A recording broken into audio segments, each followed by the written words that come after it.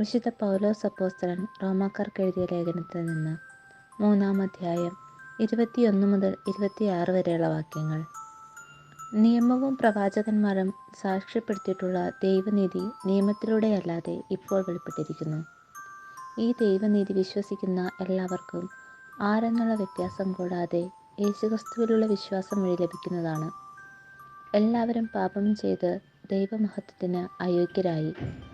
അവർ അവിടുത്തെ കൃപയാൽ യേശുക്രിസ്തു വഴിയുള്ള വീണ്ടെടുപ്പിലൂടെ സൗജന്യമായി നീതീകരിക്കപ്പെടുന്നു. വിശ്വാസം വഴി സംലബ്ധമാകുന്ന രക്തം കൊണ്ടുള്ള പാപപരിഹാരമായി ദൈവം അവനെ നിശ്ചയിച്ചു തന്നു. അവിടുന്ന് തൻ്റെ ക്ഷമയിൽ പഴയ പാപങ്ങളെ അവഗണിച്ചുകൊണ്ട് ഇപ്പോൾ തൻ്റെ നീതി വെളിപ്പെടുത്താനും അങ്ങനെ താൻ നീതിമാനാണെന്നും യേശുവിൽ വിശ്വസിക്കുന്നവനെ നീതീകരിക്കുന്നവനാണെന്നും തെളിയിക്കാനുമാണ് ഇപ്രകാരം ചെയ്തത്. ദൈവവചനമാണ് നാം കേട്ടത്. വിശുദ്ധ ലൂക്കാ എഴുതിയ സുവിശേഷം 3-ാം അധ്യായം 1 മുതൽ 9 വരെയുള്ള വാക്യങ്ങൾ. തിബേരിയസ് സീസറിൻ്റെ 15-ാം ഭരണവർഷം പൊന്തിയോസ് പീലാത്തോസ് യൂദയായുടെ ദേശാധിപതിയും ഹെരോദോസ് ഗലീലിയയുടെയും അവൻ്റെ സഹോദരൻ പീലിപ്പോസ് ഇത്തൂറിയ ത്രക്കോണിത്തോസ് പ്രദേശങ്ങളുടെയും ലിസാനിയോസ് അബിലേനിയയുടെയും ഭരണാധിപന്മാരും അന്നാസും കയ്യഫാസും പ്രധാന പുരോഹിതന്മാരുമായിരിക്കെ സഖറിയായുടെ പുത്രനായ യോഹന്നാന് മരുഭൂമിയിൽ വച്ച് ദൈവത്തിൻ്റെ അരുളപ്പാടുണ്ടായി.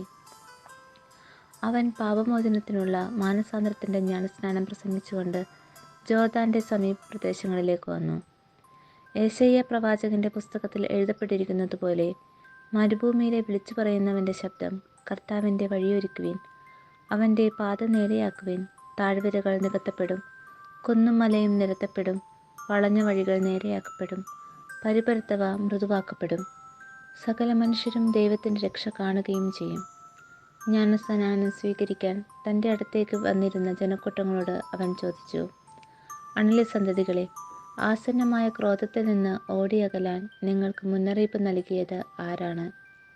മാനസാന്തരത്തിന് യോജിച്ച ഫലങ്ങൾ പുറപ്പെടുവിക്കുകയും ഞങ്ങൾക്ക് പിതാവായ അബ്രഹാമുണ്ട് എന്ന് പറഞ്ഞ് നിങ്ങൾ അഭിമാനിക്കേണ്ട. കാരണം ഈ കല്ലുകളിൽ നിന്ന് അബ്രഹാത്തിന് സന്താനങ്ങളെ പുറപ്പെടുവിക്കാൻ ദൈവത്തിന് കഴിയുമെന്ന് ഞാൻ നിങ്ങളോട് പറയുന്നു. വൃക്ഷങ്ങളുടെ വേരിന് കോടാലി വയ്ക്കപ്പെട്ടു കഴിഞ്ഞു. നല്ല ഫലം നൽകാത്ത വൃക്ഷങ്ങളെല്ലാം വെട്ടി തീയിലെറിയപ്പെടും. ദൈവവചനമാണ് നാം കേട്ടത്.